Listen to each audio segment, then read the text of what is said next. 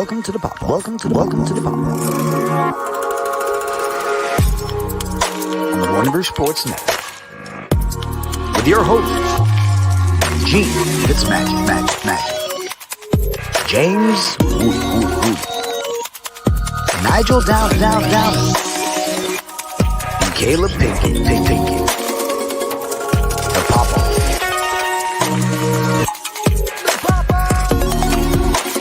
Welcome to the PoP.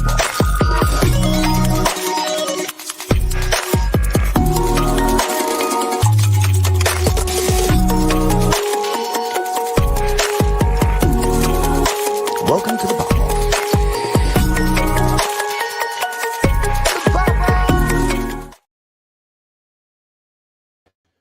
Woo, boy! Welcome to the PoP, baby. Okay.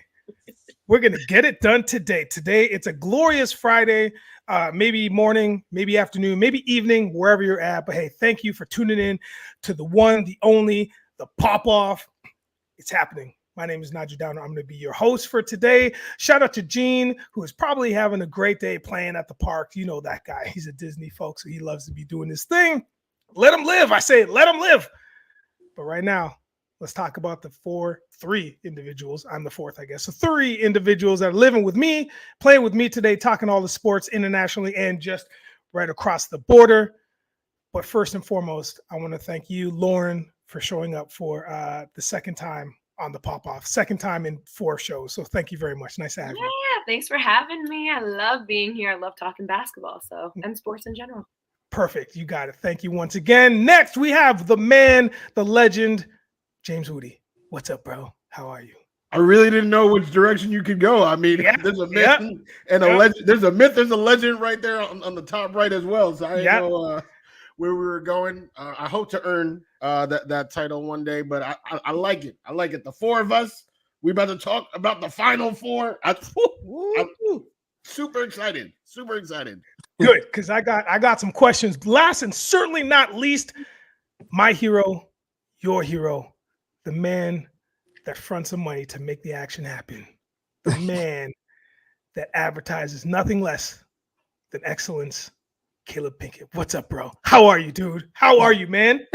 I'm good, brother. How are you guys? Oh, man, good. You know, just living the dream. Living the dream. I feel you. Yes, sir. Good. You know what? Listen, speaking of living dreams, I think we're going to jump right into it. But first and foremost, I'm going to talk about this lid right here because you know that's how we always start a show. I got a new one today because I had to go real neutral. I had to go right into the crates because I didn't have any. I had a couple hats, but I didn't want to really show my allegiance to any of the amazing sporting teams that are going to be playing today. So I was like, you know what? Let me go neutral here. So right here, I'm supporting local. This is from a company called Noble North. They're right here just outside of Toronto, Canada, closer to London, if you know the area, if your listeners are from this area. And check this out. This one's called Sneaky Blinders. Sneaky Blinders. Look at that. I like that. Yeah. And it's like, it's an aggressive logo. Look at that. It's kind of, somewhat flat, but not really. It's got a couple metallic threads in there. And then you got a fun little, makeshift Noble North logo, but they put the foxtail with the star in there. That's dope. How I do. Boom. All right. Now we got that out of the way. Whew. It is Final 4 weekend. I don't even know how to go about this. Yes, that's right. The jubilation that Lauren is showing us right now. Men's and women's Final 4. We're going to preview. We're going to jump into it. You know what? This is what we're going to do. We're going to go around the horn. Just give me your quick synopsis or like how you're feeling about going into the weekend. Let's start with Lauren. Okay. All right, sure. I was like, who's going to pick up something first? I'm going to that later. You knew I was going to have a sip of tea. No, I'm so excited. This has to be probably one of the most exciting Final 4s that we've had in a while. I mean, look at it. We have 2 UConn teams, 2 NC State teams. What? Like, when has that ever happened? We have the Battle of the Carolinas happening on the women's side. 2 phenomenal players in Caitlin Clark and Paige going at each other in the UConn Iowa game. Then on the men's side, you have DJ Burns from NC State, who just has taken, the NCAA tournament by storm and has created the madness of his own. So I'm so excited. I can't wait tonight. I'm glad I'm done teaching by the time the games turn on because once it's game time, I'm sitting on my couch. Like my kids can go wreak havoc on the house. I don't care. I'm watching basketball. I'm locked in tonight until Monday, right? So I'm pumped.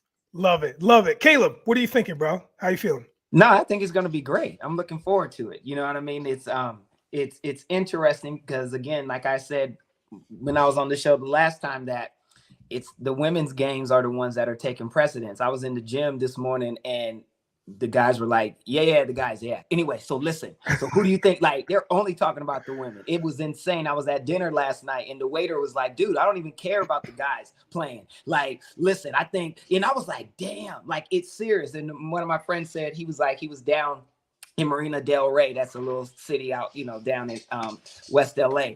And he says they had TVs on for all the games and everything was just on Iowa and LSU. No other game. The guys were playing this, no other game on like 7 TVs, right? Because that's what everybody wanted and everybody around there was watching.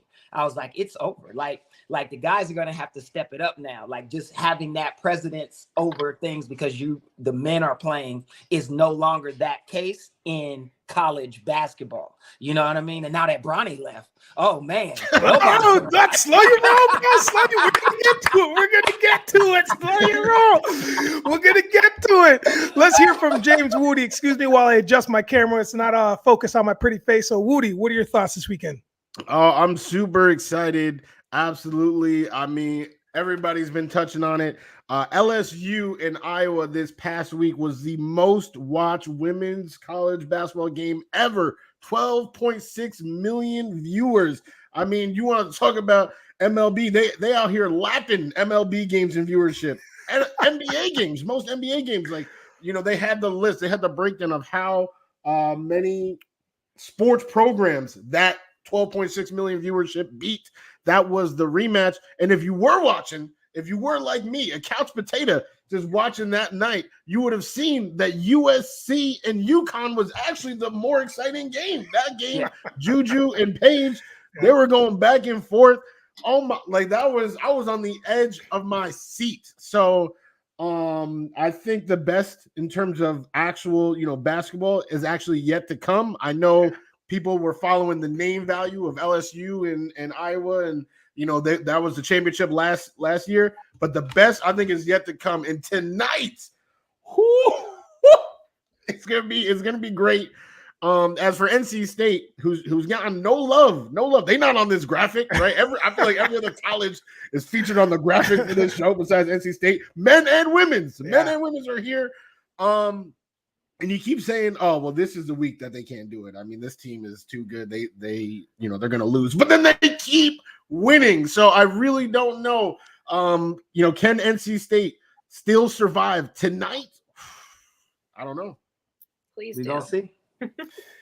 You know what? This is a perfect segue. Why don't we just jump right into the men's, because I know that we're going to take a little bit more time when we're talking about the women's, because there's a lot of things that we're going to break down and another category that we're going to go in a little deeper.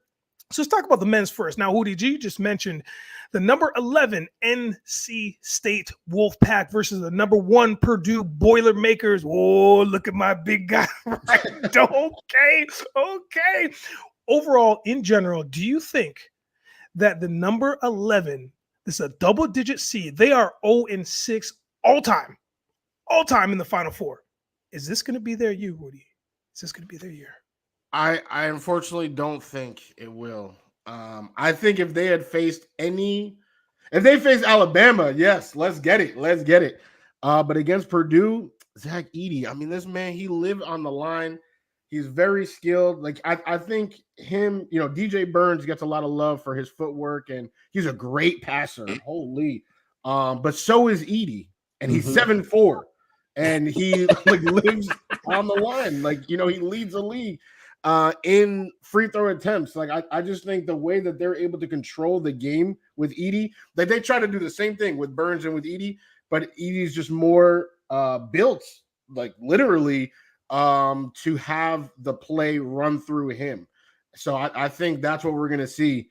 I think my boys are going home. Oh boy, I'm sorry. If I could give you a hug, I would, but we don't know yet. We don't know. We don't know. Caleb, thoughts? Well, listen, I think it's interesting because I think what's going to come down is who has the most heart.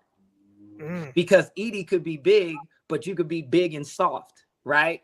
Like how Kobe used to call Dwight Howard. He called him Charmin.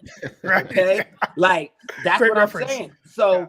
So we know DJ Burns ain't soft. That's one thing he's not. He may not be 7'4", but there ain't nothing soft about him. So what I mean is when you're in that box and you're down there and you're playing, it's like who has that heart and desire is going to get those rebounds, is going to get that thing. It's like, because he's going to box out. One thing you can't do is go through somebody's body. DJ don't have to be as tall, but he is definitely mass. And if he puts that back on you and pushes Edie out and is able to get up in it, it's going to be difficult. And also leaning on you, making you tired. That drive, trash talking, all of that stuff weighs on you. So we're going to see how much of a dog Edie is. We already know DJ is, but he's at a physical disadvantage as far as height is concerned. But we're going to see what's in that heart tonight. I know Burns got it. We're going to see what Edie got. Because if Edie can match it, then, it is what it is. You know what I'm saying? But it's gonna be interesting. But I'm telling you, I love seeing Burns because he reminds me of like Charles Barkley back in the day. You know what I mean? Like a smaller, scrappier guy playing forward. You know what I mean? It's like in the league, you don't see nobody that small. Those guys that height are playing guard. Right? like that's gonna be crazy for him to be down there. You know what I mean? So it's gonna be really interesting to see that matchup, but I'm looking forward to it. You know what I mean? I think it's gonna be really, really great. And the winner of that, I think their team wins.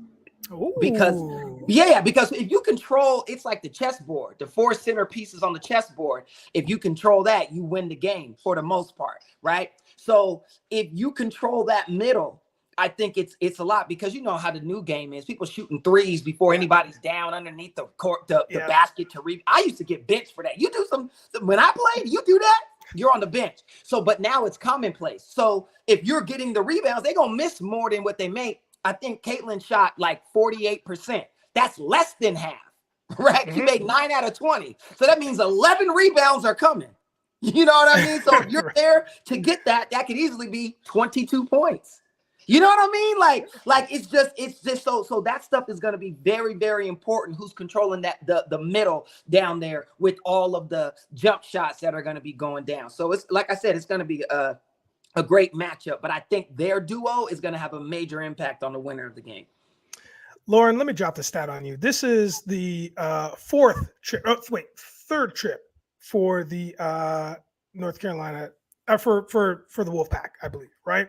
So third trip to the championship. This is Purdue's second trip. Who's going to come away with the title? Do you want what my heart is saying?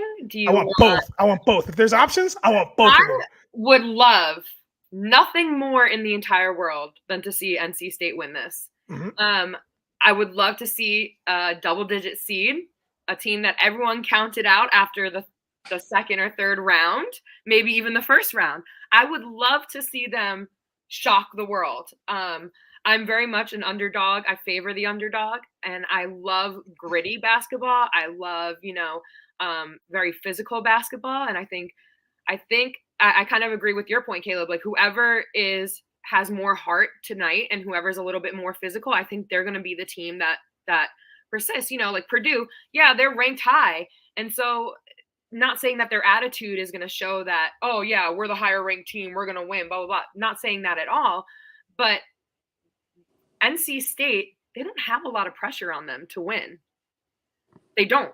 You know what I mean? Whereas Purdue, like they get down early, they might freak out a little bit, maybe down 6-0, 8-0. There's an early run for NC State. That kind of gets into your head a little bit as a former basketball player. You're like, oh my God, like how are we down to this team 10-0? Like there's no way we should be down. So I think I really want NC State to win. I think they would be a great team. I think it would just be so fun to see everyone's reaction to an 11 seed winning tonight and even potentially winning the national championship. So that's what I'm going to go with. I'm going to go with my heart. I'm going to go with, but on paper, obviously Purdue has the W, But I really am going to root for NC State. I like this matchup down low. I think I like DJ Burr. I love his attitude off the court too. I love how he trolls people on Instagram. I love how he trolls. I'm all about that. Like, I'm a huge Angel Reese fan just for her like talking and her like persona. I love all that. Like, that to me is what New York basketball was. Like, that's what I grew up with. So I'm like, I love that kind of stuff. So I'm rooting hard for NC State to win it. Nice. I need to correct my own stat. This is the Wolfpack's 4th trip to the Final Four, which is bananas and fantastic for them. I mean, this run alone, not only just barely beating UNC to win the ACC tournament, they beat number 6 seed Texas Tech, number 14 seed Oakland, number 2 seed Marquette, and number 4 seed Duke to make this run. So to see them finish out and go to the championship, I mean, that'd be chef's kiss. Right? Yeah, exactly. Right. And now on the Boilermaker side, I mean, they have only lost 2 of their last 21 games. These guys, this is endurance, the game of endurance. I mean, you only got 2 games left if you can make this one happen. You only got 2. So make this one happen, make the championship happen. Edie is averaging 30 points. 30 points alone. It's a big man out there. You guys made a lot of great points about Edie. So now let's jump over to the other side of the ball. Number 4 Alabama Crimson Tide versus the number 1 UConn Huskies. Let's start with you, Caleb. I don't even have to talk long about that. UConn, you go for it. UConn is about to lay the smack down. It's not even about to be close. Like, I am taking the spread. If you're a betting man, take that spread. UConn is laying a whooping. All right. All right, done and done. Solid, short and sweet. Caleb. No, I agree. I mean, look, I agree with Woody. I would definitely take UConn in this. I think UConn is going to the championship, and I honestly think it's going to be them and NC State. You know what I mean? Because I think Burns got a little bit more in his chest than the other guy, but I can be wrong. But we gon' see, as Drake would say. So I think it's going to be. I think that's going to be dope. But again, I think UConn, I think Woody is right. I don't know if they're just gonna like obliterate them, and that's possible. But you know, I think it's UConn's year to get there. You know what I mean? I don't know what happens if they get in there with NC State, because what you don't want underdogs to feel like they can do it, because once then you can't stop them. You know what I mean? Then you can't stop it. So it's gonna be something. But I do expect UConn to come out on top tonight. Absolutely, I agree with Woody with that. Solid. Lauren. I think UConn's locked in. I mean, their coach has his superstitions about wearing the same underwear and eating candy of the other team. What is it that he doesn't eat the candy of the other team's colors or something? Whatever. He has his superstitions, and which is totally fine. I used to wear a red string around my ankle when I played basketball. So, like, we all have our superstitions, right? But I think just UConn's locked in, and they're just a solid team. They've been looking great. They've been playing great. I don't really think Alabama, and like, no offense to them, I really don't see them, beating them. I just think UConn is way too locked in right now. Yeah, I mean, Alabama's got football, so it's fine. Yeah, shout out to Jason Wright. My bracket still has Purdue and UConn. Jason, you are probably you're probably part of the 1% that still has those 2 teams kicking it. That is fantastic. We'll see what happens. It's going to be a great weekend. And speaking of, just before we talk about the men's side or the women's side, let me know what are those things that you guys are gonna, that you guys are supposed to be doing this weekend, but you're not because you're going to be watching the tournament. Lauren already said that her kid, it's going to be a free for all for her kid, so it's going to be a savage land over there. But Woody, what's that thing you're supposed to do that you're probably not going to do? I mean, I guess the same thing. I mean, my kids, it's supposed to be bath time for them. They're gonna be smelling. I'm gonna have to, they're just gonna be smelling up in their room, do your thing, and I'm gonna be watching this game. Your boy is shaped like a potato. He's gonna be a couch potato tonight, no doubt. Caleb. No, for me, I'm just, See, my mother always taught me, if you do what you're supposed to do, you can do what you want to do. So I'm already going to be done what I'm supposed to do before I do what I want to do. So all right, settle down. We need to give now. You're being our parents. You're being everybody's parent here. Ain't gonna be no dropping no balls around here. You know what I'm saying? No diddy. You know what I mean? It's too early for that advice. All right, let's jump over to the women's side. Now, this is what we really want to talk about before I get to the critically acclaimed game, the game that everybody's going to have their eyeballs on. Let's first talk about number 3 NC State Wolfpack. Again, the Wolfpack. There's a lot of Wolves that are going to be up in this Final Four this week. Like a lot. Packs on packs. All right, versus the South Carolina Gamecocks, which doesn't sound as threatening when you're playing a Wolfpack. So you know what? Lauren, let's go to you. What are you thinking? NC State Wolfpack versus number 1 South Carolina Gamecocks. Oh man, I'm gonna go with the Gamecocks on this one. They, they're just a solid team again, especially under Coach Dawn Staley. Like, she just got Coach of the Year for the 2nd year in a row. Yeah. She's locked in. She's ready to go, which trickles down to the team. And I think, I hope it's a competitive game. I don't want it to be a blowout. That's the last thing you want to see, right, in the Final Four. I think NC State will come out fighting. I think that they'll have a good game plan.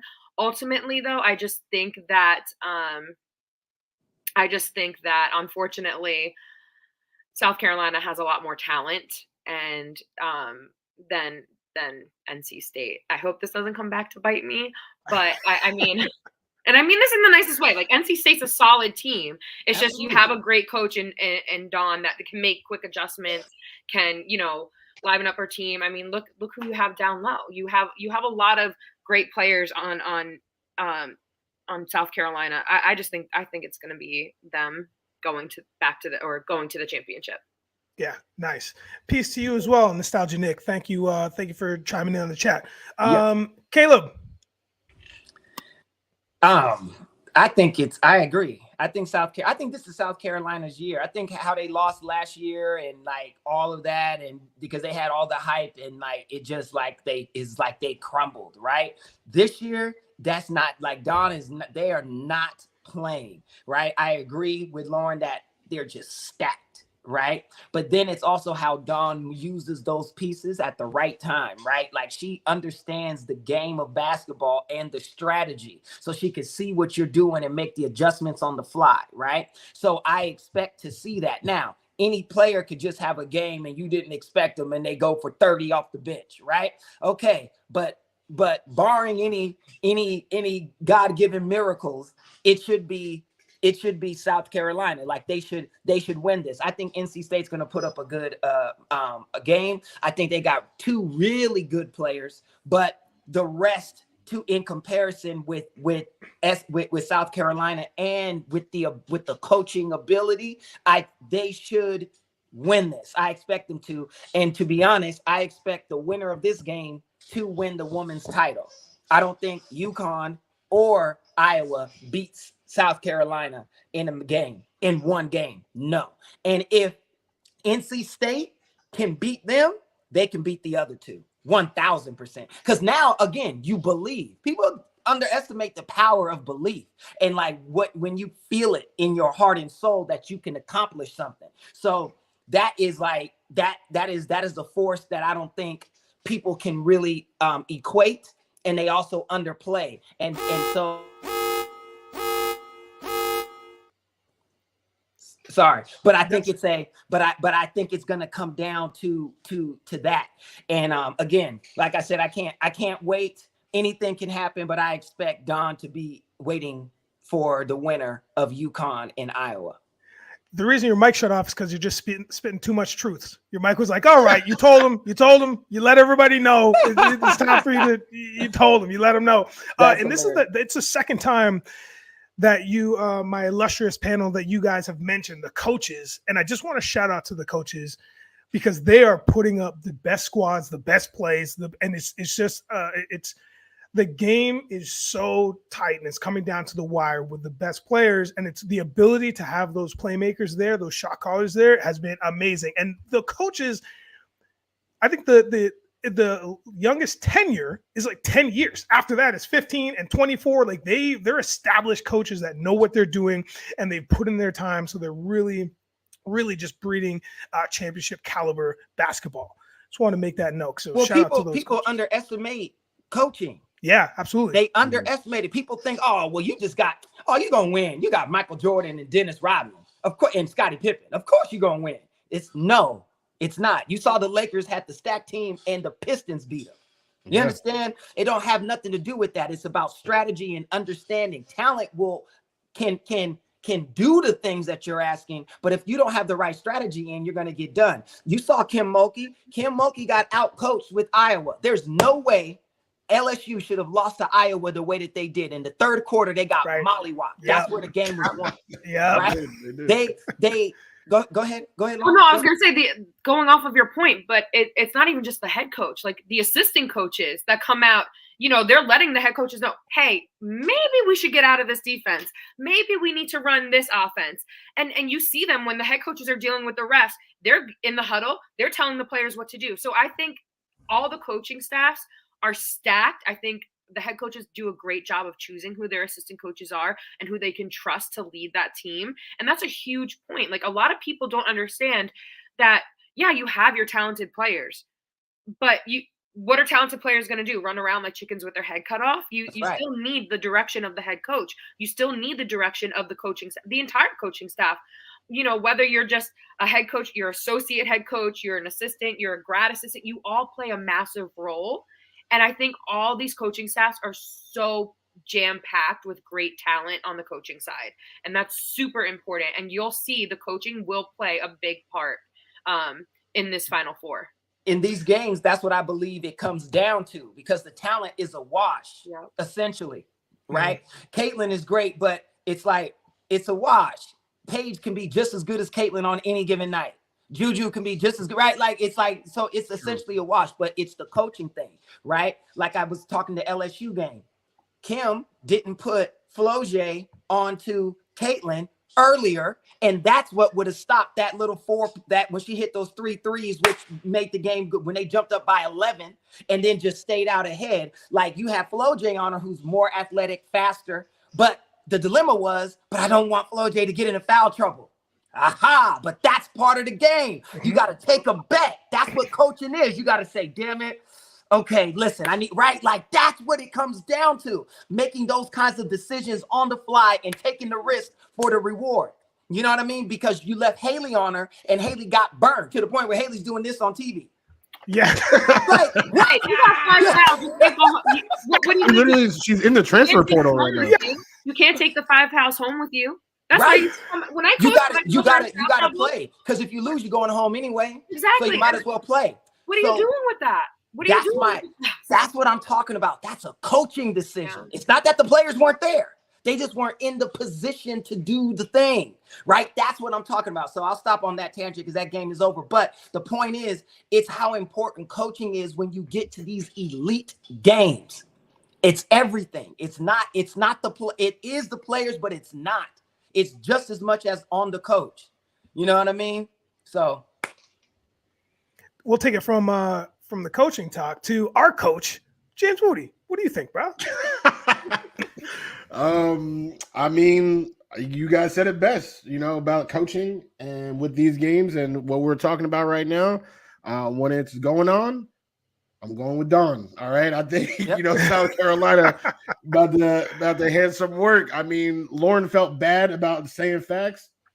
The truth will set you free. You never feel bad about telling the truth. The truth is South Carolina is just more complete. They are better built for this tournament than NC State, which, is sad. I live 10 minutes from the college. I know a lot of people are going to be upset out here. Just hope everybody's safe, keep everything in order out here. But I think, South Carolina, I actually think they are going to win it all, to Caleb's point. I think it's their title. I think it's just their year. Because watch with Don, let it be Iowa. Because the world's going to be like, oh my God, Caitlin. Watch the game plan Don puts on her. Like, she going to need every single one of those players on that floor. Because Don going to be like, I don't care. Let them score 80. She gets nothing. Or you go the opposite route. Let her score 20. Let her score 60. Nobody else gets a basket. She can't beat us all, right? It's gonna be one or two, and that's how you do it. You know what I mean? Because what she was able to do with LSU, she started facilitating the ball, looking like the female Larry Bird out there. It was a wrap, and that's where and only the real players know how great Larry Bird was. People be trying to act like Larry Bird. Oh, what? Nah. Let me tell you something. In his prime, please. Anyway, but. That's that sort of thing.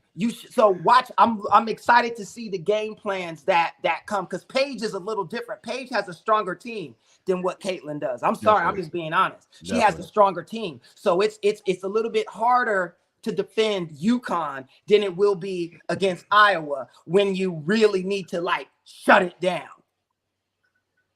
Nice, Lauren. Were you going to say something? No, I agree with that. I agree with that wholeheartedly. I think that the thing with Dawn, like we had brought up a little bit earlier, since they lost last year in the manner that they did, I think she's kind of, this is like her redemption year, and like everyone needs to watch out, because she's again locked in. She wants to win this championship. She has something to prove. The team has something to prove.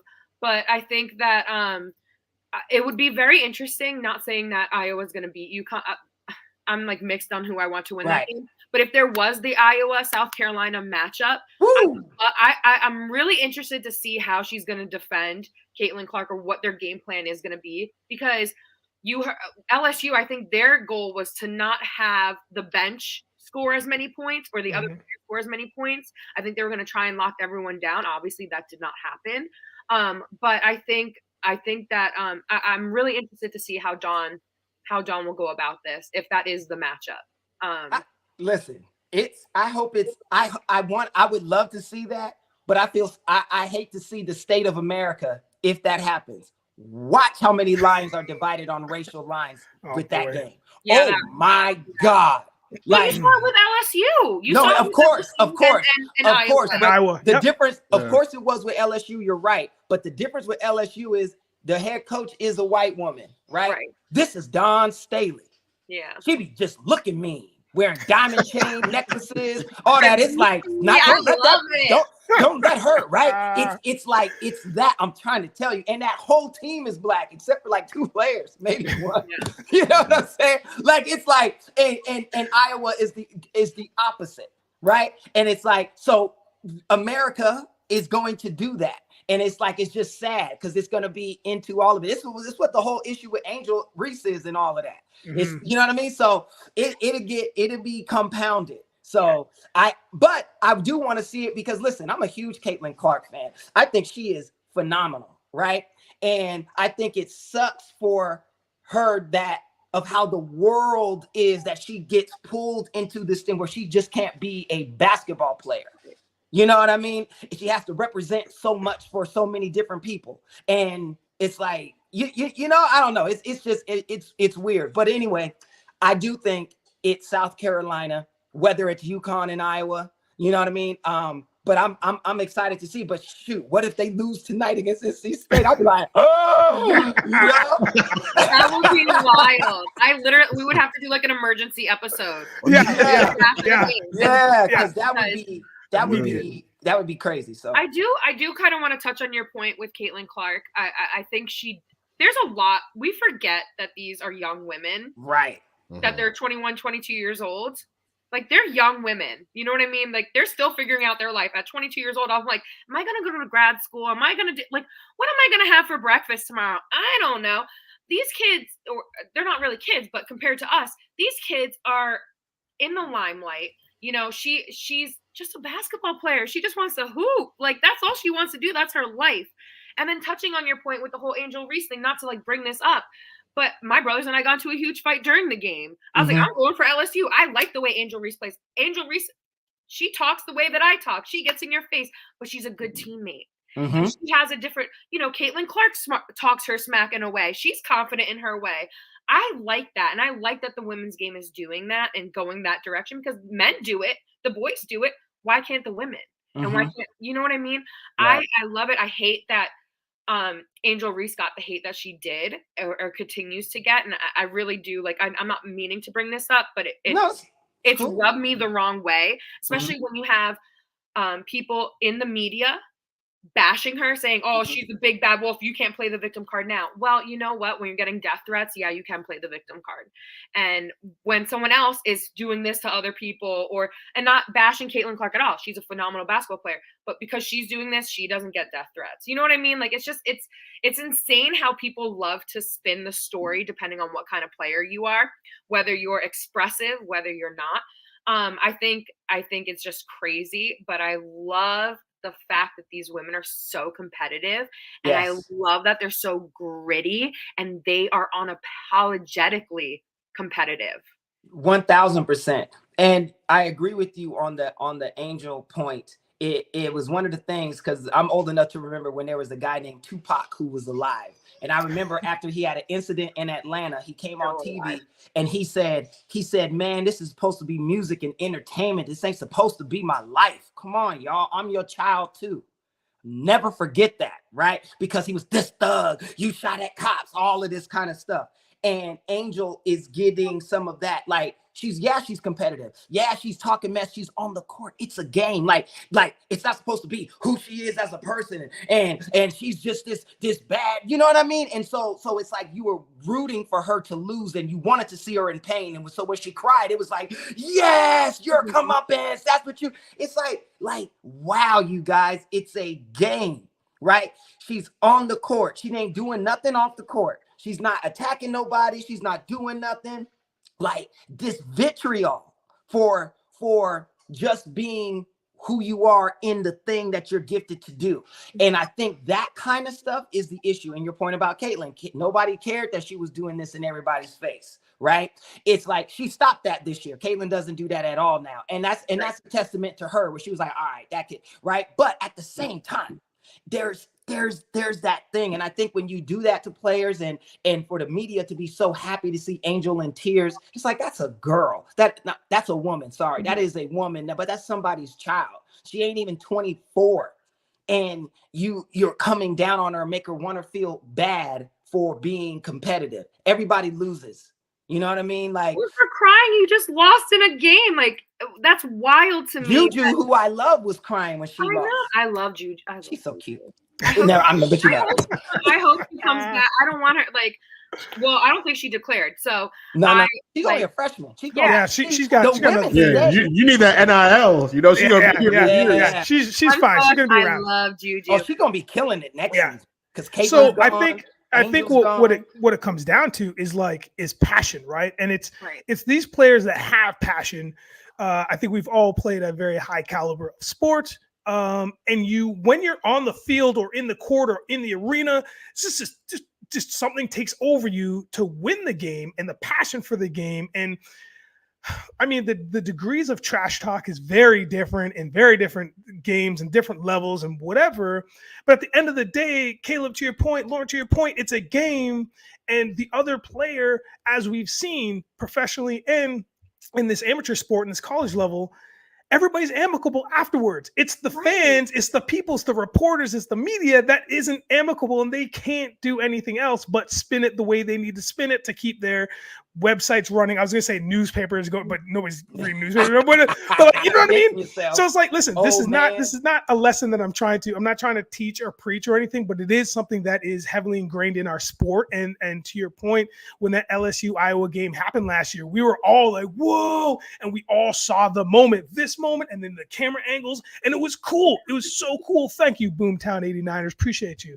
It was so cool to see that level of passion from those two elite players, because we never see it in that ball game. We never see it in that female ball game. We've never seen it like that before. The WNBA doesn't have it, and the women's college game has it. That was great to have so many specific personalities. Speaking of personalities, Woody, you got to chime in here. What are you thinking? Iowa, UConn, and then I got something more specific that we get to dip into. Yeah, I mean, I definitely want to completely echo the sentiments that were shared just now, 100%, all the way.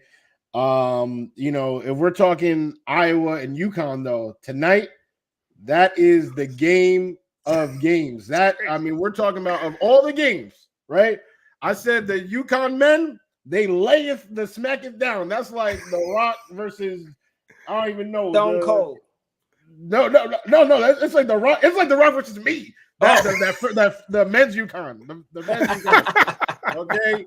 Then we had South Carolina, NC State. That's another SmackDown. Really? Okay.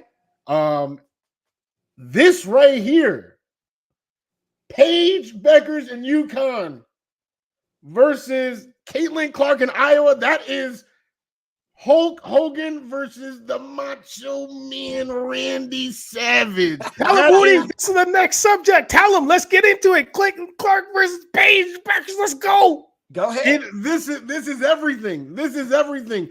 The first time Lauren was here, we talked about who Caitlin Clark is, what she has done, the legacy of the NCAA for women, who's the next Caitlin Clark. It can be argued that the first Caitlin Clark was actually Paige Beckers. The highlights I had seen, that was probably the first time I ever seen a women's college highlight reel. We popping off, yes. It was Paige Beckers. And I'm like, what is she doing right now?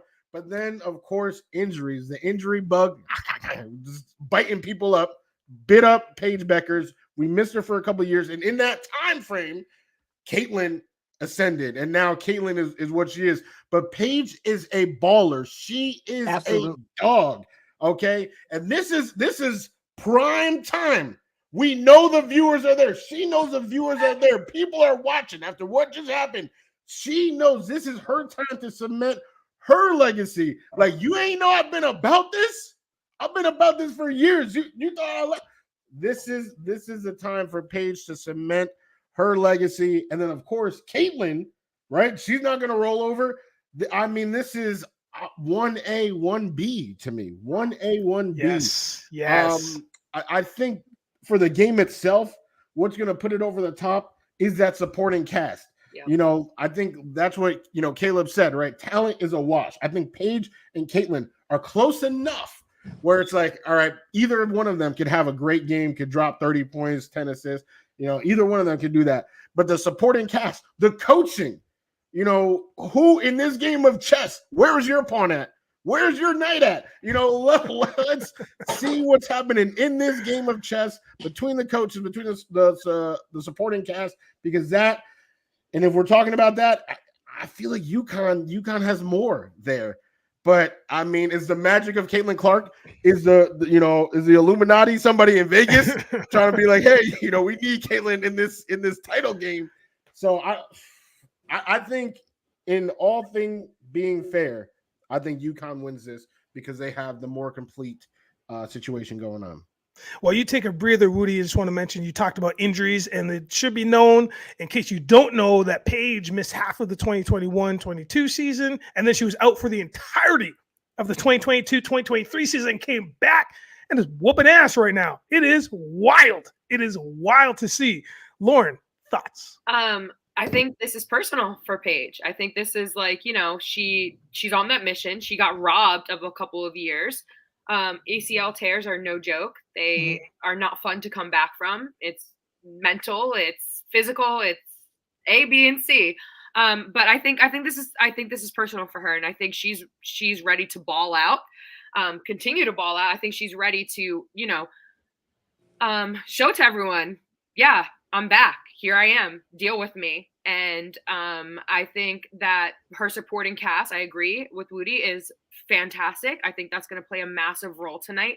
Especially, I want to see who's going to guard Caitlin Clark. I want to see who's going to guard Paige. I think if they guard against each other, then they're both going to get exhausted very easily. But it's going to be a great game. I hope it's a close game. I would love for this to be a nice game. I don't want it to be a blowout either way, but I would love to see Paige go off. I think not saying that Caitlin doesn't deserve it, but I think this is Paige's time. I think we need to give her flowers and just watch her do her thing. I think she's earned it for the past year and a half. I think it's just time for her to get to the championship and potentially win one. Nice. We keep talking about supporting cast, and this might be the thing, or this will be the thing that will propel teams forward to that illustrious step closer to cutting the net and like hearing the NCAA championship song. I want to mention that statistically, Clark is better than Becker's statistically, but that is literally by give or take a point or give or take a percentage. It literally, if you do the tail of the tape, they're very close in range. The major difference is that Clark just has volume. Clark has so much volume, and that's about it. And I also want to say, if we're talking about supporting cast, shout out to Aaliyah Richards, who is Becker's right-hand man, the second, I should say right-hand woman, pardon me, who's her B, her next of kin, because Aaliyah is from Kingston, Ontario, which resides right here in Canada, which is about 3 hours from Toronto. Shout out to the 21-year-old Edwards, make us proud. So therefore, you know where I lay my allegiance, Iowa. Okay, and Caleb, what are you thinking, my man? Oh, I think it's going to be great. You know what I mean? I'm looking forward to it because it's, you know, this is for the title. This is for the BWG, baddest white girl on the planet. And she's going to get it tonight. It's going down. That's not the thing. That's not the thing. But I'm gonna make a hat. And I'm gonna send it to you with BWG. Listen, they're gonna come out with the BWG belt. Like, yeah. You know what I'm saying? That's how it's going to be. Because it's gonna be great. And it's they both have different styles, but they're similar, right? So it's gonna be great to watch them. I agree with Lauren. They can't guard each other because they will exhaust. So the coaches will not have them guard each other. Plus, they don't want each other to be in foul trouble because they'll foul trying to stop each other. So that's not going to happen. So they're going to put other players on them. But it's going to be interesting to watch the game plan to see. Let me tell you something. A game that I wasn't on that week, and I'm sure you guys talked about it, but Iowa against West Virginia. West Virginia should have won that game. They were all over them. Like, Iowa got lucky. And the 10 points that they were up by, that happened in the last 90 seconds of the game. That is not conducive of what that game was. I was like, West Virginia's gonna beat them.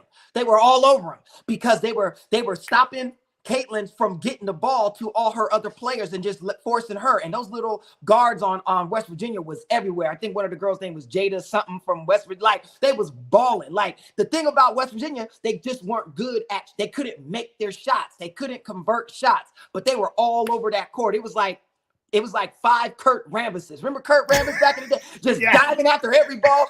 Or my boy Chip Douglas and the cable guy, Jim Carrey's character with the mouthpiece and just diving and like fouling everybody. That's what it was like. They were everywhere. So they bothered Iowa. And Iowa, it took them a long time to finally get control of the game and pull it out. So with that being said, if other teams have watched that, or UConn, and they kind of mimic that style, they'll give Iowa they'll give them fits because Iowa is streaky. Once they start feeling good, then they can play. But you keep those other girls out, stop it. It's like, you know what I mean? So it's gonna be interesting to see how this happens. But barring any of that, just saying, going up against, I still think UConn has the edge because they have a better team. Even though Caitlin, I think, is the better player on the court simply because of her shooting ability, right? Because she can shoot from so far out and still be accurate. I've seen her miss a lot, but it's not the one she misses. It's the one she makes, and when she makes them, right? That changes the flow of the game. So that's very important and can't be overlooked. But I do expect UConn to come out. And if Paige if she has a game to get that belt, it's gonna be I think they come out with it. This is a championship match, semifinal to the championship match that is just it's for the ages. I mean, the two have played together, Clark and Paige. You won't see them again till they're in the league. Yep, they played together in 2019, donning the red, white, and blue. They entered the NCAA at the same time. Yeah. All right, Hawkeyes. Now they beat LSU the same night as the Huskies beat USC. I mean, everything is just set up. That was a hell of a game, too. Everything is set up perfectly. Can I just say the committee knew what they were doing? Yeah. Putting everyone where the committee knew exactly what they were doing. Hats off to them because this has been so exciting. Oh, yeah. They've been drinking champagne for a week. They've been like, you know what? They've been shaking each other's hand in the same room for just a week. They're like, good job. Good job. Good job. Good job. Listen, we've talked a lot of ball. We're going to continue to talk some ball, but now we're going to go to the NBA side, and we're going to talk about Mr. Joel Embiid.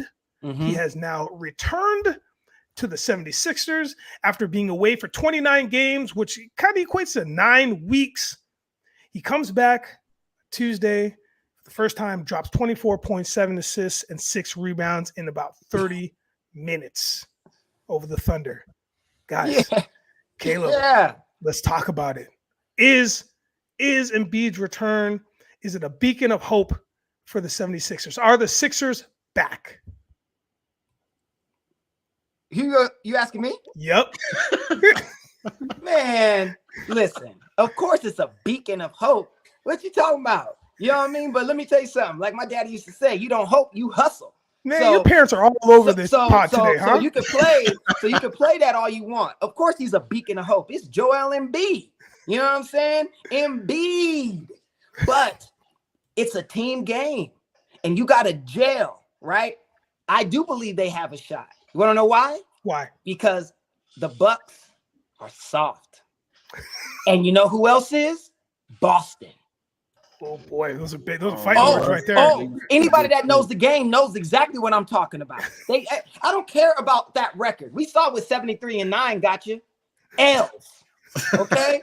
I don't want to hear nothing about that. It's about what happens between those dotted lines and those painted out boundaries out there when it goes in there, when you jump ball and you playing. And Joel Embiid can do it. Like that team, Maxey is nasty. Like they got players again. It comes from in here. As pretty as Jason is, and the perfect hair and the perfect line and the goatee and all the girls swooning. When the game is on the line, he be riding the pine. And what I mean by that is, did you see him the other week against Denver? They needed the game. I don't know. It wasn't Denver. I think it was one of those teams on the West, their Western tour. And the Boston was down by like 2. It was like 10 seconds left. They come down 3-on-2. And Tatum goes to the wing, and Holiday dishes it out, and it's Tatum by himself.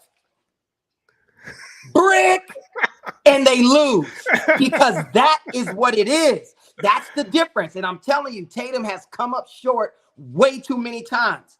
And I don't think the Bucks got it. Like, I love Lillard, I love Giannis, but there's something that's not right, and that is what leaves it open for teams like the 76ers to come in there and Embiid on rested legs to do something. At minimum, take you to games you're not supposed to be in, like 6 and 7, when anything can happen. So that's why I think it is a beacon of hope for the 76ers, and why I think it does mean something. Well, I'll tell you this. It seems as though, and this is a conversation for another day, but it seems as though the Lillard trade didn't really do much. Didn't really do much. Not as much as we all thought, or we all had. Well, because Lillard is old, but he can't go home because he hates his wife. So it's like, he has to go play ball. I'm just playing. I was like, oh, we're spilling the tea. Something we don't know. No. It's just funny because in one of my favorite movies, Jim Carrey says that in the meeting. He said Simmons is old, but he can't go home because he hates his wife, and everybody starts laughing. They said liar, liar. So I watch movies all day long. Like, I know all this stuff, so they just come to me. But anyway, the point is that's why it didn't work. Like, I think Dame spent a little too much of his time in Portland. When you go somewhere, unless you're coming to a fully stacked team, which, to his credit, the Bucks were supposed to be. Yeah, it's like AC Green's curl never quite. Yo, Caleb coming as a curl enthusiast. That was, you know what I'm saying? It never quite. But let's go to the person who's got all the curls. Woody, let's talk about it. All right, Embiid is back, man. And he had four clutch free throws to end the game, which helped out the 76ers win 106-105 against Oklahoma City Thunder. What are your thoughts, man? What's going to happen with the 76ers now? I won't even lie. Those free throws solidified a parlay that I put in, because I just felt good about Embiid coming back. And the criticism on Embiid is that he always breaks down during the playoffs. It's like, he's winded, the whole season. Well, he broke down before the playoffs. Now he's back. So if I'm a Sixers fan, I'm feeling pretty good. I think, they're undefeated, right? With the win against Miami as well yesterday. That was really more kind of Maxey, though. Maxey, right? He had 37, he 9. went off. Yeah. But still, I mean, they're undefeated with Embiid back. The momentum, like this is the perfect. It's the exact opposite of my beloved Knicks, who received word that Randall is not coming back. Right? Yeah. It's the exact opposite. Embiid, their guy, has come back right in full force for the playoff push. The right time. Full steam ahead. And that's what I'll say about that. The only other thing I'll say is that I don't know if it's Dame time, right? Daylight savings, any of that. I don't know if it's about Dame time or if it's Doc Rivers. Okay. I mean, they overreacted. They were 34-13 with Adrian Griffin. Why did they fire him? Because they wanted to be 35-12. Like, it makes no sense. And now with Doc, like they're 500 with Doc. Come on, that is the issue. That's the issue. If they had just kept Adrian Griffin, it would have been a normal progression. I said coaching is big. People don't, hey man, it is what it is. Facts right there. Lauren, what are you thinking about this situation? Coming back from an injury and you come back to this team. The 76ers are in 8th right now. They're in 8th in the East. So they're in a weird kind of position, right? So they have 5 games left. They have the Magic, Pistons, Spurs, Grizzlies, and the Nets. How do you think this is going to play out? I agree. I think he came back at a great time. The momentum is definitely in their favor. If, he can stay relatively healthy, not get gassed, I think this would be really good for the 76ers. I don't think I don't know. First of all, I'm very mad at them because they blew my parlay last night. Oh. And I was like, I put $10 down. I was gonna win like $130, and I was like, this is great. I checked my thing and I'm like, settled bets. What do you mean? Freaking. So I'm mad at them, but no, I think the momentum's in their favor. He's playing great. He's coming back. He looks good. If he can just, if the team can just stay playing well together and everyone does their part, plays their role, I think these next 5 games, let's just say I'll throw out a number. They go 3-2 the next 5. I'm not going to say that they go undefeated. I'll say they go 3-2. Yeah. I tell you this, that's who you don't want to play in the first round. An 8-seeded or 7-seeded Sixers? Yeah. Are you kidding me? They could beat Boston first round. Yeah, and on top of that, let's not forget this has been an ongoing thing that we've talked about. The coaching, Nick Nurse. Right. We all know what he can do. He was our boy. Shout out to the Toronto Raptors for years on years. So I mean, you coming in hot at the 8th seed, and he's a coach. Things are going to change, and they're going to change for the better for them. To play them. Amazing. Listen, let's now jump to more All-Stars. We're going to talk about Wemby. Let's talk about Wemby's second half of ball. Now, he was working it out. He was working it out in the first half. But now, is Wemby really already part of the top 10 mix? Part of the top 10 conversation? Woody? I won't lie. I was one of the slowest to approach the Wemby train. I just see, somebody, they say Wemby, I see Gumby. Does somebody just, lanky, like okay, whatever. But no, he really has turned it on the second half. That duel with Jokic was super impressive. 9 blocks against the Nuggets, and then up close and personal, watching my boy, the King of New York, Jalen Brunson, 61 points. I'm hyped, jumping on my couch. Almost broke the frame. And do we celebrate with a dub? No, because this child Wemby, who let him get 40 and 20 40 points and 20 rebounds. So he's definitely feeling more comfortable out there. I think it will be a wrap for the league. I don't want to say yet because I feel like he's still putting a lot of things together. Mm-hmm. But his raw attributes are just unbelievable. How he's getting these blocks and how he's in the right place at the right time. He can be in the wrong place. That's actually the thing. He can be in the wrong place, but he is 7-4, so he's still getting that block. Like it's just wild right now. So I wouldn't say yet. I mean, the league, the talent in the league is incredible.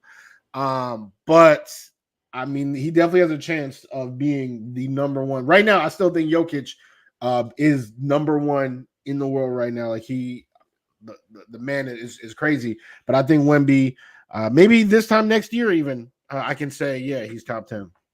He's got 23 points per game. He's averaging 12 rebounds, 5 assists, 54% field goal percentage. That is wild, but not as wild as his 3-point percentage because it's 62. Caleb, what are we talking about here when we're talking about Wemby?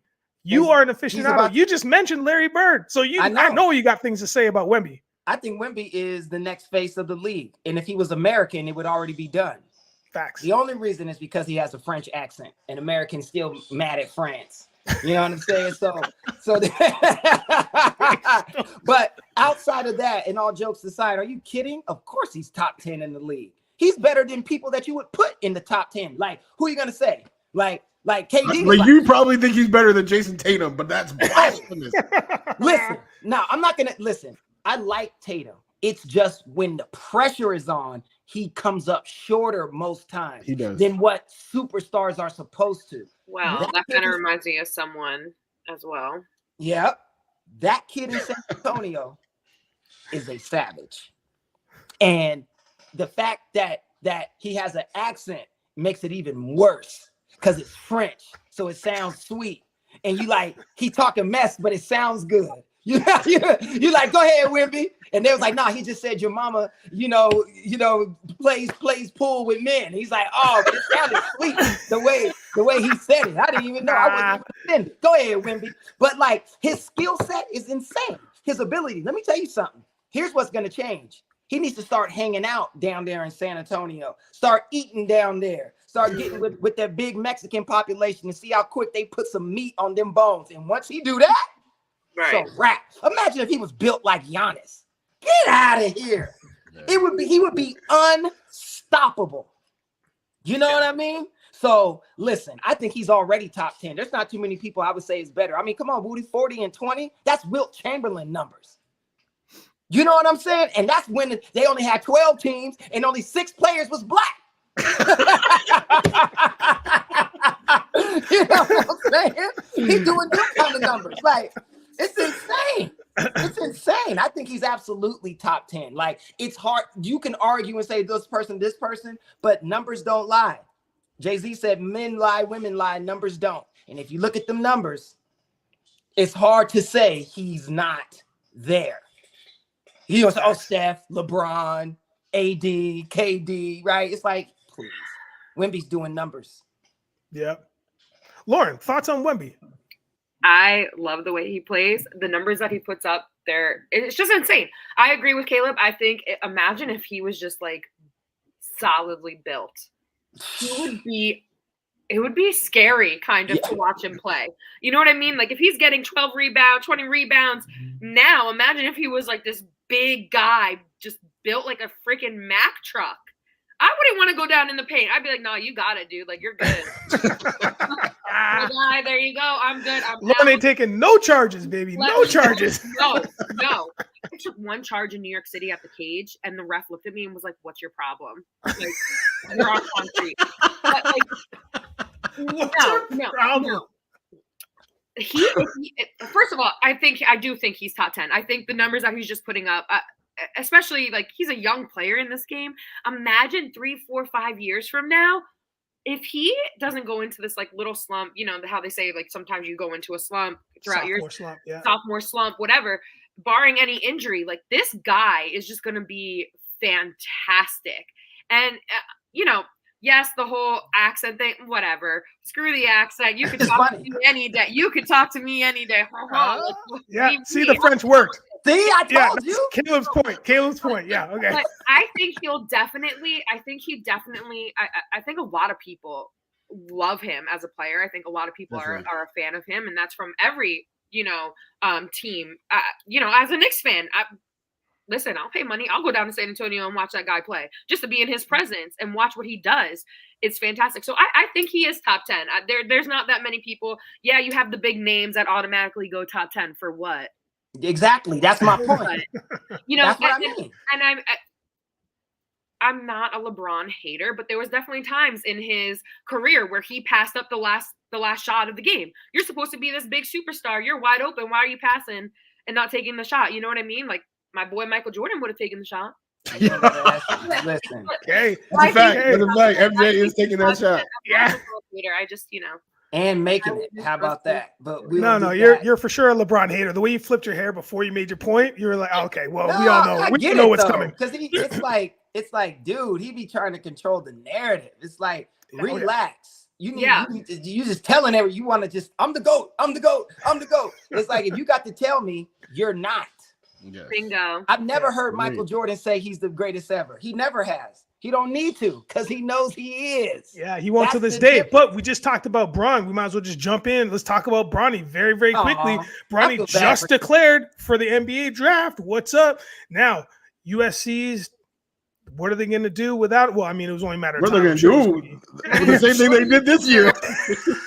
Yeah, average at very best, right? Like, I feel bad for him though, because he has that shadow that he has to go under. You don't get out from underneath it, right? And team players are gonna want to grill you, be on you. Like you ain't LeBron's son ain't coming in here doing nothing, right? And he has a health issue that they say is better, but that kind of stuff is not normal. That just don't happen. So it's always there. And I know it's in the back of his mind. It's just unfair, like what he has to deal with. Now, I know his life is unfair. He was born LeBron's son, so he doesn't have to work. He already has a trust fund. But as a person, I can feel what that must feel like for him to want to carve your own legacy and be who you are. And how do you when, your dad is arguably the best that ever played as far as he's concerned, and definitely one of the best that ever played, no questions asked, right? And if you leave it up to KG, Balco helped, but still, it's an idea. Ideas are bigger than people. Like Michael Jordan was a man, but now he's become an idea. So now it's like Michael, right? So it's like LeBron is that. LeBron is an idea now. And it's something that his son will never be able to get out from under. So I just feel bad for him. And unless he's not secure in who he is as a person and is not caring about all that other stuff, then he'll be fine. But if he does, it's a heavy one. It's a heavy one. Lauren, I don't think it's a good idea for him to go to the draft. I really don't. I don't agree with it. I know that he's also entered the transfer portal, so I think if he doesn't get any expressed interest, he can go back. Is that? But I don't really like him going to the. I don't think he's ready, to be honest with you. I'm not saying he's not talented. I think if he finds, because LeBron even said, he was like, well, we didn't think the talent was what it was supposed to be at USC. So that's why he wants to get out.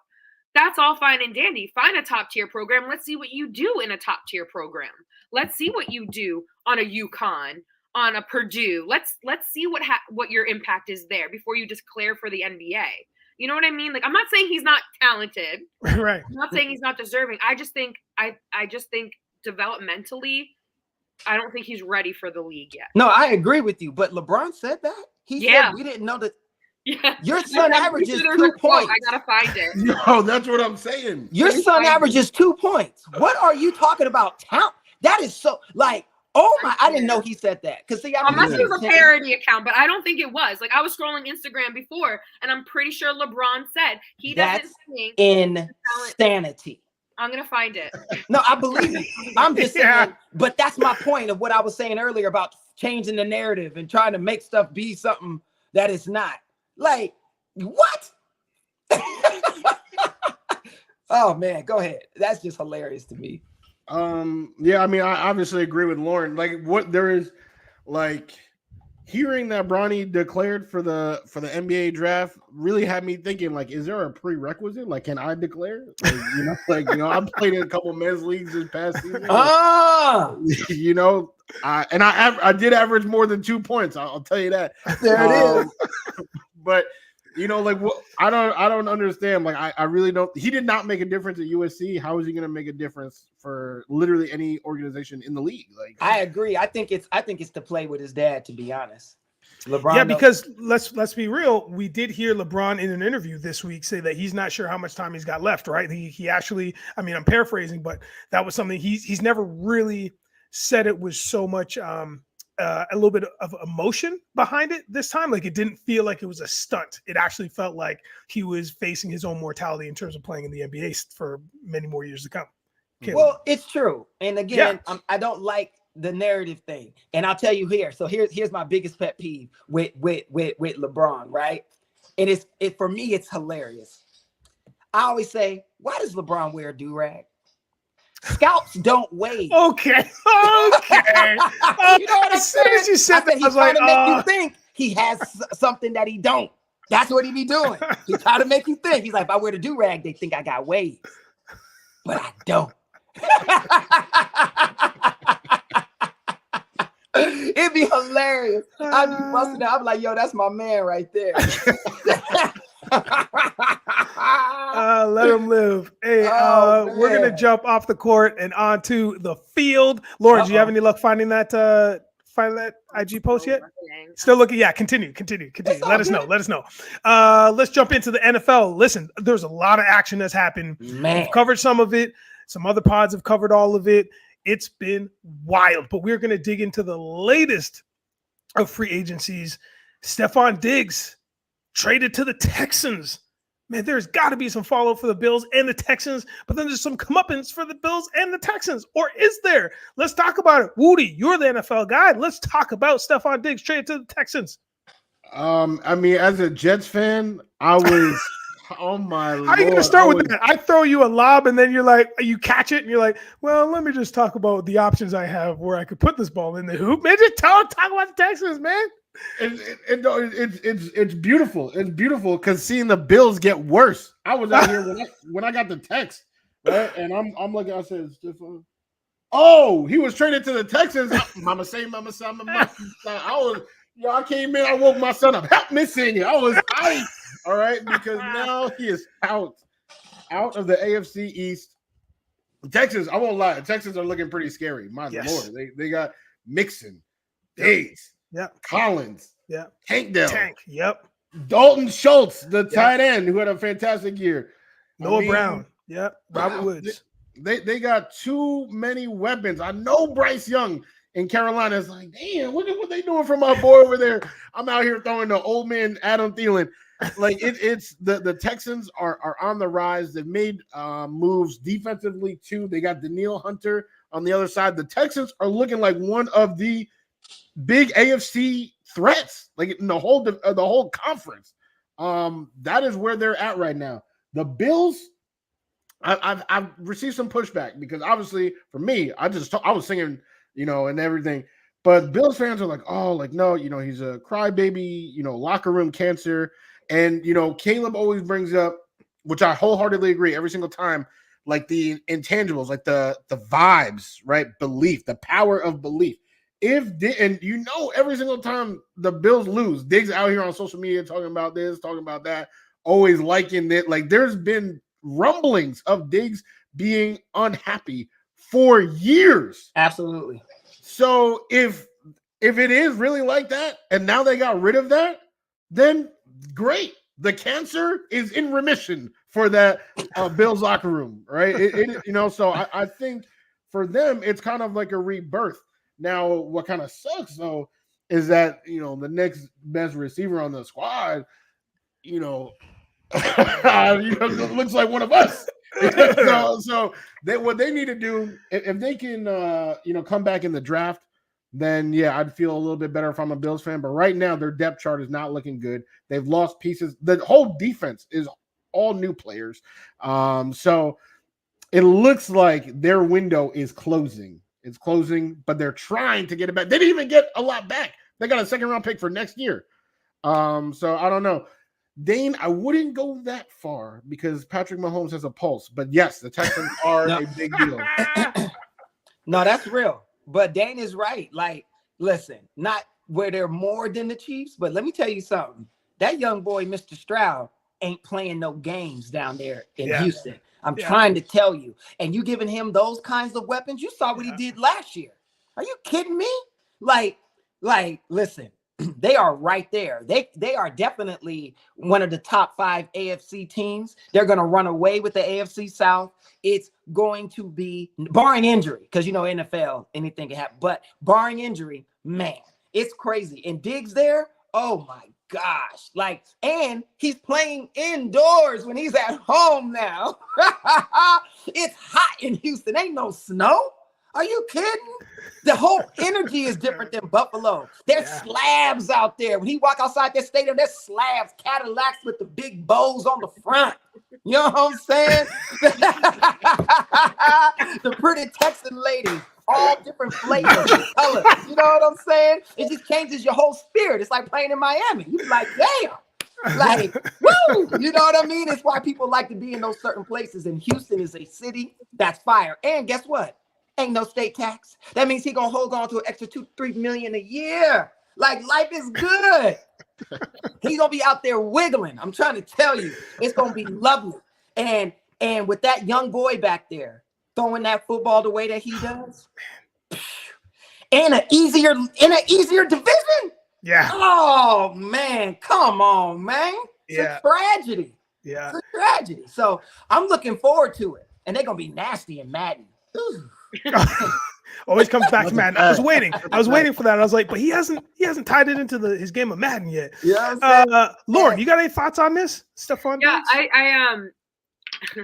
I kind of agree with Woody about the cancer's gone from the Bills. Mm-hmm. There was a time where, you know, I felt bad when Diggs would be sitting out there watching the teams after they lost in the playoffs, and he'd be sitting out there just watching them celebrate, shivering, shivering in the cold because, you know. But no, what's crazy is like the Texans, they're building faster than the freaking Dallas Cowboys can get out of the playoffs. Like, they are. Wow, well done. They're on it. The pickups that they're getting, I mean, the past couple of years, they're trying to build a dynasty team. They're trying to build that team that's going to get them, you know, to the chip. And that's your goal. And it's fun watching them. I think this season it's going to be really great watching them. I know who I'm going to put on my fantasy teams. But I think it's going to be fun to watch and interesting to see how Diggs kind of fits into this team and how what his mental is going to be like here. Is he going to be commenting? Is he going to be liking posts? Is he going to do the same thing that he did when he was in Minnesota, when he was in Buffalo? So it'll be interesting to see what his mentality is like this season. I think we'll see in a couple after week 1, if they get a win, if they get a loss, like we'll see what his mental status is and how he reacts to certain things. I think after the first week, then we can judge what the season will be like. Yeah. How many targets he gets, you know? Yeah, exactly. There's a lot of receivers on that team. Yeah. But football is a game of committee, though, man. Like, it's not only just like, obviously the quarterback is the leader. When we're talking offense, especially defense, we know it's committee. We know it needs to be like one cohesive unit. But I mean, when you're talking about offense, when there's a lot of weapons, that makes it even better. A lot of targets, because then you can spread it around. Then you can just feed Diggs a little bit more. Then you can just run it with Mixon. Like, there's just a lot of avenues to go. I'd rather be on a team that really knows how to share the wealth to get to that chip than a team that's just like, yo, we got to hit number 1. We got to hit number 1. That's what the Niners did. And that's what happened in Buffalo. It was trying to always get it to Diggs. That's what they turned into. That's what they turned into. Yep. It's hard for teams to defend you. Yep. Yeah. You know, but I tell you this, they got him for 1 year. They suspended the 3, so they have him for 1 year, and he's a free agent next season. So that gives him a chance he's going to have to show out, because whether you want to leave, you got to show another team that you can play ball, be a good dude. Like it's an interesting position they have him in. You know what I mean? Like, he got to actually act right. You know what I'm saying? Or get Antonio Brown. Oh, okay. Let's not listen. I had to do something with all my, like, I had a couple Antonio Brown figures, and I had to like do something. I don't know what to do with these. Man, I love Antonio. He was so good. I still blame Vontaze on the field. I still blame Burfict. Burfict he's ruined his career. That's a fact. But listen, here's the real question, though. I mean, listen, over under. Am I gonna get a Texans hat Of course you are. Yeah. What are you talking about? Add it to the collection. That's an easy question. Next subject. Yeah, great. You're not wrong. Let's move on. So we got a couple topics I want to talk about before we get out of here. Now, listen, the Cardinals and the Giants are in really tough odds and ends here. They got a lot of stuff they got to do. So are the Cardinals and the Giants, are they a lock for picking up a receiver in the draft? Or any chance they may want to grab a QB? Because there's a lot of things that need to happen in these two franchises. Caleb. Because the Giants, I think they're both going to be looking for receivers. They're going to give Daniel one more shot. They got Tyrod. No, I think Tyrod left. I think Tyrod might have left. He's a Jet now. Yeah. Oh yeah, he's a Jet. But they have Daniel. They're gonna give him another shot. They paid him all that money. He got one more season at least. But I think they're gonna do receivers, and absolutely in Arizona, Kyler Murray, they paid him too much. They guaranteed him 30-something million, something like that. Like that's just, you can't just let that go. That's too much dead money. You know what I mean? To be leaving there. You see what the Broncos are in now because they let Russell go. Right? It's like you're carrying 50 million in dead money. That's horrific. So I know the Cardinals don't want to do that. I think they're going to try to get Murray some offensive help and just try to outscore people. Like, because Murray is good and he can run. He's fast. You know what I mean? Like, so it's not like he's just garbage. But I do believe they're going to get him some receivers. And, you know, that's really what their best play is going to be. Because the Bills are going to be in the receiver conversation. That's all they're going to be trying to do is replenish that because they let Gabe Davis go, all that. Yeah. So it's like receivers are going to be getting paid. Woody, the Cardinals have, in the first round, they have pick 4 and 27. The Giants have 6. What do you think is going to happen? They have number 6, not 6 picks, but they have number 6. I got you. Can you imagine they just get a whole new offensive line? Yeah, they're like, they're good. It's good. They're good. But so knowing those numbers, what do you think here? Cardinals, Giants, receiver, I completely agree with Caleb about Kyler Murray. I think Kyler Murray, and I was excited to yell at Gene because I know Gene's not a big Kyler fan. So I was really excited to just yell in his face. Yes, he is. He's good. But you know, I think you're gonna see now because they spent a lot of time last year building the offensive line, right? And he was hurt. He came back and he won some games. But now get him a premium weapon, you know, Marvin Harrison Jr. And I think you're going to see that next level ascension. I mean, that's what it takes with these young QBs. You get him the star receiver. I mean, we saw it actually already with Kyler with DeAndre Hopkins, right? And they made the playoffs in the first time in how many years? And then, you know, of course, that didn't work out. But now you need to replace that. So I would say that the Giants I'm less confident in because I'm less confident in Daniel Jones. I agree. Mean, if they don't like Daniel Jones, and the guaranteed money in Daniel Jones's contract is only through this year. Yeah. So if they cut him next year, 4 years, 160 million, he got paid. Not really, because next year they can cut him for pretty much a zero cap charge. Mm-hmm. So if they really do want to, you know, light that fire under Daniel Jones, you can draft a JJ McCarthy and be like, hey man, if you're trash, like, you know, this dude is right here. You know, he's ready. Like, so like that. I feel like that's kind of what they did with Dak too, by getting Trey Lance, you know, and Dak. How did Dak respond? He had an MVP caliber season this past season. I'm not saying Jones is capable of that, but if you want to see, is he going to fold? You know, pressure is what creates the diamond, right? That's right. You squeeze a coal, you create that diamond. Daniel Jones, is he just going to crumble, or is he going to be his little version of a diamond? You know, whatever that is. He could be a CZ.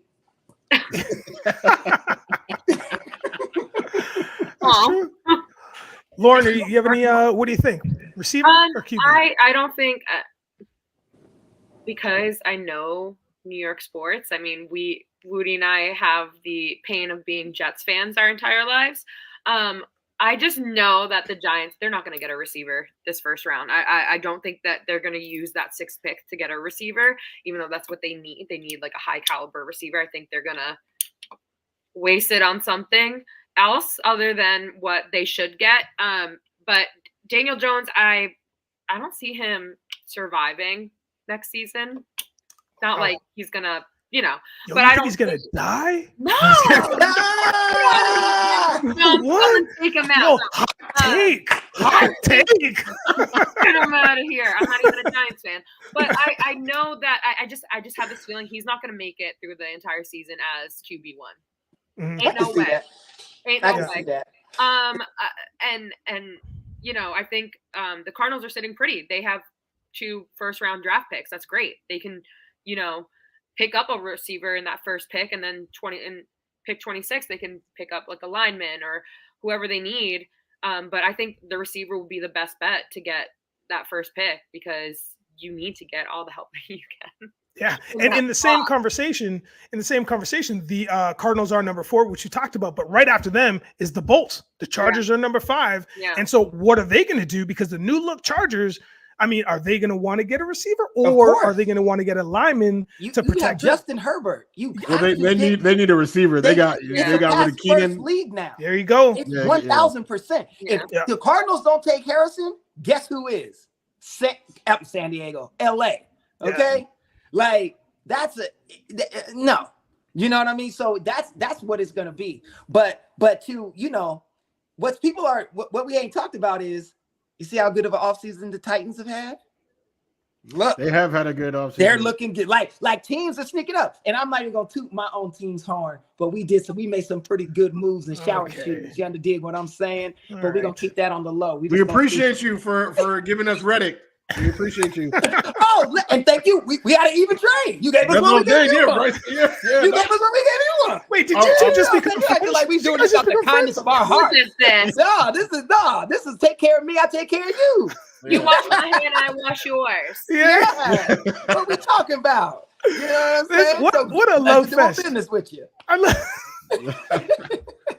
I mean, okay. I love this. I love this so much. Listen, last thing we're going to talk about, if you have somebody off the top of your dome, then please shout them out. But which NFL free agent is the safest choice to hit big for their new team? Who do you think the safest choice is so far? I got one. Yeah, go ahead. Aaron. No, not Aaron. Sorry, my bad. Josh Jacobs. Oh yeah, who's replacing Aaron Jones. That's why I was saying Aaron. A lot of people moving in different places, different teams, different playbooks, all that. But Josh Jacobs is a guy who I always felt like was a talented receiver. And then he just randomly was a rushing leader a couple of years ago. And then now went back to, Josh McDaniels not knowing how to coach and getting fired midseason. Now he's going to a run-heavy offense with Matt LaFleur, right? An offense that was letting Aaron Jones eat. And now they just replace Aaron Jones with a younger, faster, stronger, better running back. Yeah. How are they messing this up? They didn't lose any big linemen. Josh Jacobs, it is time. If you're playing fantasy and you're not in my league because you can't use my own advice against me, pick up Josh Jacobs because he's about to be tier 1. I mean, I was just looking at his stats now because I just didn't even. It feels like he's been in the league forever, but he's actually only been in the league for 4 years. The guy is 26 years old. Like, I mean, I remember him in a Crimson Tide jersey. I remember that. I just feel like he's been in the league forever. He's 26. He's got some years. He's got some miles on him, man. Like he can go. And he was drafted in 2019. Like this is a good pick. I think, Woody, you're making a really great recommendation. Caleb, any thoughts? You know what's interesting is that I think, I'm okay. I got to be honest. I've already missed Hassan Reddick because I love him, right? But I think when we picked up, I think CJ Gardner, and I'm only speaking to Eagles because I'm only giving my team. I'm only put positive mojo on my board. I don't care about nothing else when it comes to football, right? CJ Gardner, and I know neither one of you are Giants fans, so that's great. But Saquon coming to our offense, how that just it gives us the closest replica of what San Francisco has because we have the closest thing to a CMC, a guy that can run between the tackles and catch out the backfield with Saquon, right?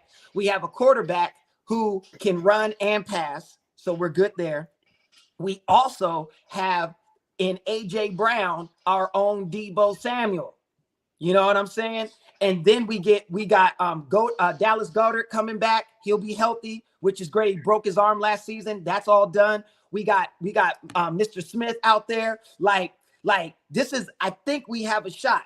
Our defense got Peter, like I said, CJ Gardner, also the Zach Braun. Oh man, like I'm like, oh God, thank God. Like we got a shot. We got a shot. So I'm excited about that. But I think for my team, the Saquon is what opens the game up, because it's the new style of running back that is needed. And I think he's in the right kind of offense. I'm not a fan of our coordinator, the Wonder Boy. You know what I'm talking about. Just left LA. I don't know why I'm blanking on Kellen his name. Moore. Kellen Moore. I'm not a fan of his, but I will be if he does what he's supposed to do. If he lives up to the moniker that he just got. You know what I mean? The Wonder Boy. So we're gonna see. But I really, really like that. I think it's gonna open up our offense, and it'll keep defenses from being able to blitz us so heavy and get in there in Jalen's chest so quickly. So, you know, I think it's gonna be nice. Sweet. I had myself on mute there. I spit a whole bunch of facts. Guess you guys will never hear it. Doesn't matter. Lauren, how is your football team going to do, or how is the free agency for you? I think the Jets have made some pretty good pickups, but I wanted to touch on Kayla's point. I was going to say Saquon going to the Eagles was interesting. Especially, Daddy, does this mean we're going to win now? His daughter asked, I was like, dang. But like, I think I can't wait to see what he does there. I am a Saquon fan, even though like I'm not, a Giants fan, but he's played at, didn't he play at UPenn? He played at Pennsylvania. Penn State. Yeah, Penn State. So I don't know why I was like going to shout out my dad's college. That's crazy. Don't do that. UPenn. All right, Dad. Well, but like, no, I think that's a great. I'm interested to see how they're going to use him. I'm interested to have going to a winning caliber team. See how he does. So I think that was a very good pickup for the Eagles. But I think the Jets have been making some pretty good moves in the offseason, picking up, a couple of great players. So we'll see. It's hard being a Jets fan. It's hard, Woody explained it to us before. Yeah, don't worry. We got the rundown on it. Being a New York fan in general has been like a perpetual nightmare. Like you start off so good, you're like, yeah, like even with the Knicks, Julius Randle out, you're like, yeah, this is great. And then in 11 seconds, Rodgers freaking tears his freaking Achilles. Like, yeah. You got to be kidding me. This is just the life of a New York fan. So I'm very like excited for the season, but I'm also very nervous. Yeah, it's gonna be great. But I tell you this, some of the best news is no news. Yeah, ain't shit happening in Dallas. I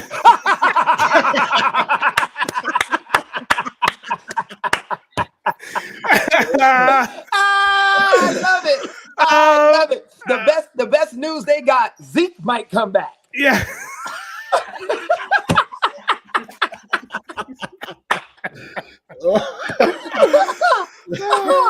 I'm like, I want to end it on that, but I gotta say my little 2 cents because that's hilarious. But for us, for the Steelers, for my squad, it's got to be Patrick Queen. This guy's 24, so thank you to the Ravens. What the Steelers do, let him go. What the Steelers do best is defense, regardless of the wins or losses, because right now it's about the offense. Right now it's just our defense gets tired because our offense cannot hold on to the ball. So we need to figure that out. So that whole offense is, there's going to be a big shift. The Russell Wilson thing, and listen, we got into it. It's fine. I don't want to talk about it today, but I will say thank the Lord for Patrick Queen. We'll see how that goes. I think it's going to be great. He's going to bring a great defensive mind and just personality and energy from another defensive-minded team to another defensive-minded team. So it's going to be a great season, I think. So far, so good. We'll see what happens at the draft. By game 8, Fields is your starting quarterback. Yeah, listen. I'm telling you, Russ is going to cook, man. I'm telling you. No, I agree. I agree with Caleb. Me and Caleb are allies in this. Yeah, for sure. Watch. Yeah. Hey, listen. Y'all did good today. I want to make sure we address one more question before we got to get out of here. Shout out to my man, and I bet you he thought I didn't see it, but shout out to Johnny Jimenez in the chat. He was like, yo, but the real question is who's going to win the tag team match of all time this weekend? There it is, the real question. WrestleMania. Who will be the best tag team match of all time at WrestleMania happening this weekend, a 2-day event? Do you guys have any picks or any guesses? I'm looking at the card right now. Are you kidding? Yes. They're actually real cousins. What are you talking about? Wow, you can't go against the hey, nobody wins when the family feuds. You know what I'm saying? You got to have The Rock and Roman Reigns. I'm a big fan. I love it. I'm like, yeah. You know what I mean? I get Cody and all that. Cool. I love the list. I'm a fan. But guess what, buddy? I'm a fan. You going down. You going down. You know what I'm saying? Acknowledge me. That's what's going to happen when you see that ring, when Roman Reigns, the champion, goes in there. Acknowledge me. And where's his stuff and is showing it. And then The Rock, when he comes in with the Dwayne doing his thing. It's beautiful. It's beautiful. You know what I mean? So that's what I think. You know what I mean? The only tag team they couldn't beat is my favorite tag team of all time. That's Demolition. You got the old boy to understand. Remember them boys. Yeah. I'm with you. If we're going back that time, then I'm about that. I'm about that. Woody, you have anything to say about this tag team stuff? Yeah, I mean, you already know I'm hype. The Rock is back. Yeah, Roman Reigns. I wish it was them, one-on-one. I think that's what I wanted to see. That's coming, you said? Oh, 1,000%. Yeah, it's the best story. Family? Come on. Yeah, that's true. That's true. This is a soap opera. We'll put up with this tag match for now, but yeah, I'm so excited. I mean, anytime you can see an all-time great comeback, The Rock is that caliber of his craft, so to see someone come back and perform is crazy, so I can't wait. Love it. Lauren, are you watching wrestling this weekend? I'm not. Me neither. My insider who used to work for the WWE, unfortunately, is not there anymore. So done and done. Nope. But Woody, I'll catch a little bit. They're gonna set it up in the match, the Roman Reigns Rock fight. Wow. Definitely, no doubt. Come on. They're gonna set it up. There's gonna be something that happens, and they're gonna look at each other, but finish the match, and then that's it. Yeah. And then Monday night, they're gonna come out, and The Rock is gonna be like, and he's gonna go in. He's gonna go in, and it's a wrap. It's the next fight. Speaking of wraps, it is a wrap today for us. On behalf of myself, Caleb, Woody, we want to thank you, Lauren, for being another amazing guest on the pod. Thank you so much for sharing your insight. We know you got a lot of things to do today. So not only enjoy today, enjoy your weekend. Fellas, we did the other thing. I will see you guys next week. Everybody in the chat, everybody who watched on the X, formerly known as Twitter, you on YouTube, wherever you watched and consumed the pop-off. Thank you very much. Thank you, Celso, for being the guy behind the scenes. Gene, we missed you, my dude. We'll see you next week. I'm Nigel Downer, and you know what? That's another wrap. The pop-off, and we out. Peace.